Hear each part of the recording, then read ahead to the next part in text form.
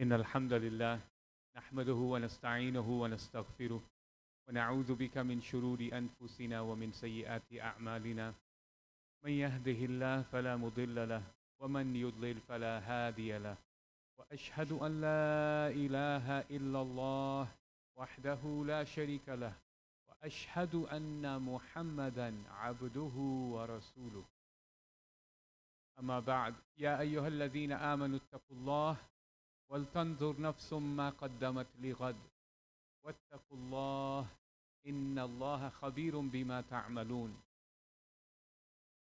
ولا تكونوا كالذين نسوا الله فأنساهم أنفسهم أولئك هم الفاسقون لا يستوي أصحاب النار وأصحاب الجنة أصحاب الجنة هم الفائزون.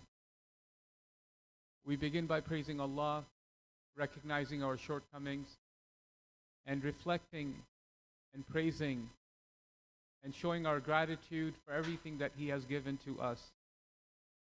We remember Him standing, sitting, and reclining.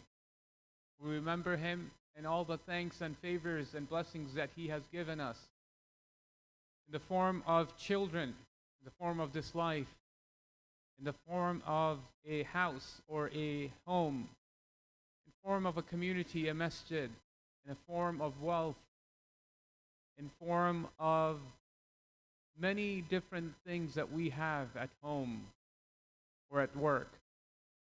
And we're busy with them. And we are reminded by gathering of this day that there shall be another gathering where we are going to be held accountable for what we have done, the good and the bad in this life. The ayah that I recited, inshallah, as we conclude with the Jumu'ahs of the Quran, or the Jumu'ahs of Ramadan, that we have reviewed some of the verses of the Quran and some of the major themes in the Quran. And the last themes that I would want you to reflect on today, inshallah, as we have, inshallah, tonight, the 27th night, and inshallah, one of the nights of Laylatul Qadr, and then you have the 29th night, the few nights that we have, and the last Jumu'ah that we have in Ramadan to reflect. And there was a reminder earlier today, as you may have been reciting Surah Zalzala, and you also felt what Zalzala is kind of like, where you drop everything and then worry about what is happening. And Allah subhanahu wa ta'ala reminds us, وَقَالَ الْإِنسَانُ مَا لَهَا, that men would say, or human beings would say, what is wrong with it? What is wrong? What's going on? And so Allah subhanahu wa ta'ala, He reminds us at the end with that zalzala, with that shaking, to wake us up and not go back to sleep. To wake us up and to take this seriously. And as a believer, you look at it, and then the last two ayat summarize all of this zalzala. What is all of this about? Because the zalzala of the day of the Yawm al-Qiyamah, or the Sa'ah, is coming. And so Allah subhanahu wa ta'ala, He summarizes what matters the most. Two ayat, very similar. فَمَنْ يَعْمَلْ مِثْقَالَ ذَرَّةٍ خَيْرًا يَرَى وَمَنْ يَعْمَلْ مِثْقَالَ ذَرَّةٍ شَرًّا يَرَى. Whoever sees and whoever does an atom worth of good deed shall see it on that day. And whoever does an atom worth, meaning the little worth of deed of evil, shall see it as well. And that is the conclusion. That is what this all about. So when the earth's shaking and people are saying, what is wrong with it?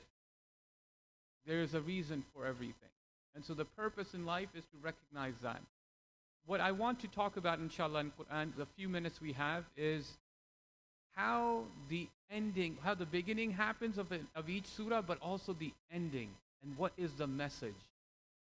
What is the message of the ending of these surahs? And so especially the Surah Al-Baqarah and Surah Al-Imran, because Allah subhanahu wa ta'ala, when He talks to people, He addresses them in a certain way. Ya ayyuhan nas, O humanity. Ya ayyuhal kafirun, those who disbelieved. Ya ayyuhalladhina amanu, those who believe, meaning the Muslims. Ya ahl al-kitab, ya bani Israel. Various ways of addressing people. And so when Allah subhanahu wa ta'ala, He talks to them, He has something for each group. When He speaks with Ya ayyuhan nas, O humanity, He's not going to tell them to fast or to do prayer or to do anything of the Sharia, but rather the first and foremost point, and that is believe in your Lord or to worship one God. That's how all these ayat are addressed together. But when He speaks to Bani Israel, there is a history. So Allah subhanahu wa ta'ala, He reminds them of His favor. When He speaks with the believers, Ya ayyuhalladhina amanu, He tells them, He reminds them of having taqwa and to obey Allah and His commands. And so that is how Allah subhanahu wa ta'ala, He starts, Ya ayyuhalladhina amanu, ittaqullah, in the ayah in Surah Al-Hashr, one of the last few ayat. Be God conscious. وَلْتَنْظُرْ نَفْسٌ مَا قَدَّمَتْ لِغَدْ.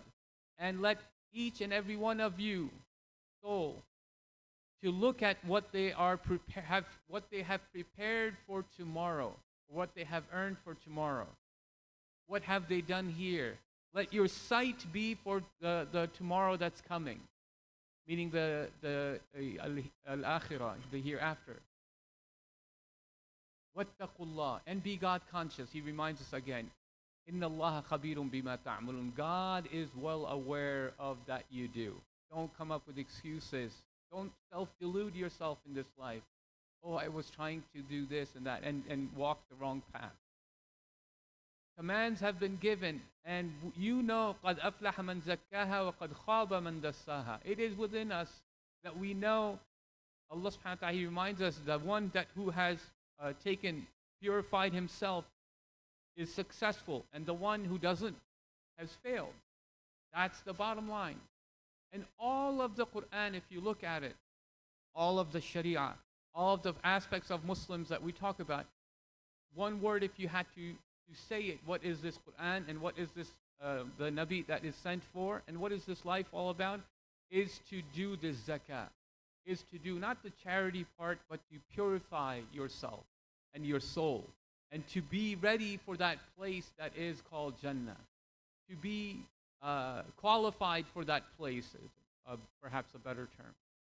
And so Allah subhanahu wa ta'ala, at the end of Surah Al-Baqarah, He reminds us about with the dua, and also at the end of Surah Al-Baqarah and Al-Imran with the dua and a reminder.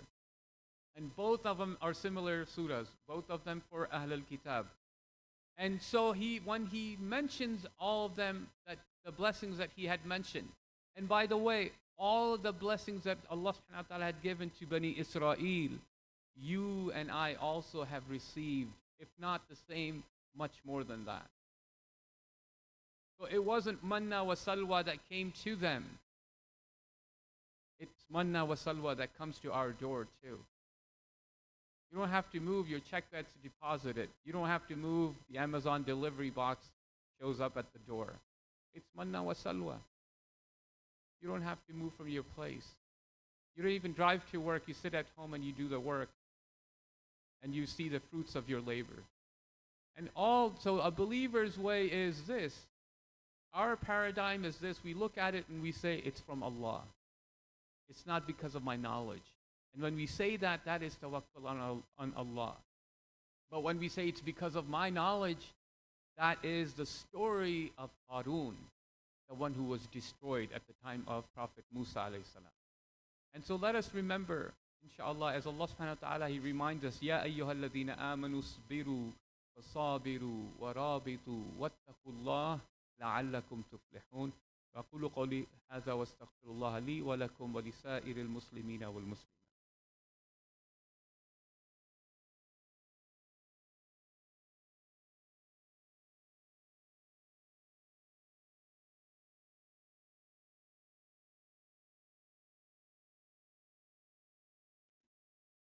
Bismillah wa salatu wa salamu ala Rasulillah walhamdulillah. So this Sharia and this deen, all aspects of it, is for purification. You don't remember anything that we've talked about. This is what is Allah subhanahu wa ta'ala seeking from you. Purify your heart. Purify your thoughts about who your Lord is. The greatest crime or the greatest lie that's committed by people is that when they say that there are other gods, or there are other givers, or there are other ones who possess in the godship of Allah subhanahu wa ta'ala. Why? Because there is no sanad for it. There is no proof for it. Allah says multiple times, Hatu burhanakum in kuntum sadiqeen. Bring your proof. Where is it? Who said it? Where is it written? And even from the suhuf before, the scriptures that were revealed, Allah says that is the greatest crime. Because you are lying not on anybody else. If you lie on the Prophet, that's a crime. If you lie about your children, that's a crime. But when you lie about God, you're going to be asked by God, why did you say such and such? And so Allah subhanahu wa ta'ala, He reveals to us purification of our aqidah. La ilaha illallah. No one worthy of worship except Allah. Allah is the giver. So tawheed we have. In terms of your food, we don't eat that which, like the animalistic, these animals that eat meat, that we become like animals. Allah subhanahu wa ta'ala, He gave us the rukhsa for those animals that are there, but to behave like human, to keep that human dignity within us. When we think about purifying our wealth, it is to avoid riba. Why? Because that is dhulm, oppression on other people. So Allah subhanahu wa ta'ala, He purifies us. When we start relationships, it's purification through marriage. And to have zakah, purity in your heart and in your behavior, so you don't act like animals out there. And so when you cover yourself, you cover because zakah, purification of not what's in your heart, but also your garment, your eyes, that you have purity in it. And so Allah subhanahu wa ta'ala, purification is what we're trying to achieve. And so Allah subhanahu wa ta'ala, He guides us through the book of Allah. And then the last ayah I recited, inshallah, with that I sit down and then we go for salah. And this is the advice when Allah, it's like as if parting advice. When you are leaving, somebody says, oh, such and such, be careful, such and such thing. Or don't forget to do this. And so Allah subhanahu wa ta'ala, He reminds the believers at the end of Surah Al-Imran, Ya ayyuhalladhina amanu. O you who believe, isbiru. Be patient. Wasabiru. And command one another for patience. Give nasihah to each other for having patience with one another and others.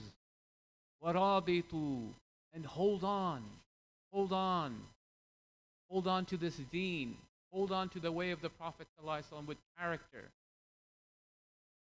Wattaqullah, and be God conscious, la'allakum tuflihun, so that you are successful.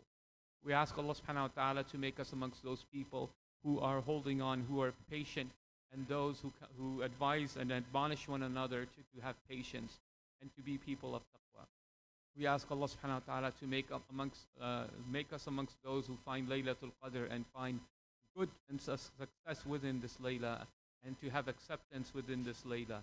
We ask Allah subhanahu wa ta'ala that He makes us amongst those individuals who do righteous actions and to believe in Him and have tawakkul ala Allah, and to be amongst those people who are people of Allah, those who are in obedience to Allah Azza wa Jalla, and truly Muslims by name and also Muslims by action, Muslim by deeds and Muslim by speech as well. We ask Allah subhanahu wa ta'ala, our brothers and sisters, wherever they are in the world, whether Gaza in Palestine where they're suffering, and those who have passed away, to accept them as shuhada. And those who are suffering, Ya Allah, relieve their suffering. Ya Allah, give them the best of reward. Ya Allah, have mercy on them, Ya Allah, and mercy on us. Oh Allah, forgive us, for we have not done what we should have done as brothers to them. Ya Allah, they have rights upon us. Forgive us and have mercy on us. Ya Allah, our brothers and sisters in Sudan and in Yemen and other parts of the world, in Pakistan and other places, Ya Allah, in Africa. Ya Allah, we remember there, wherever people are oppressed, may Allah subhanahu wa ta'ala be with them, Ya Allah. We ask Allah to make us amongst those people who benefit them Ya Allah, and not those who take part in oppression of any sort. Ya Allah, we ask that you guide our leaders to that which is straight and good, Ya Allah. To guide them to benefit other people. ربنا عليك توكلنا وإليك أنبنا وإليك المصير. ربنا آتنا في الدنيا حسنة وفي الآخرة حسنة وقنا عذاب النار. Ya Allah, there are many people who are sick and who couldn't fast. There are those who are suffering, Ya Allah. Give them good health, give them shifa. Those who passed away, forgive them and have mercy. آمين برحمتك يا أرحم الراحمين. وصلى اللهم صل على سيدنا محمد وعلى آله وصحبه أجمعين وأقيموا الصلاة.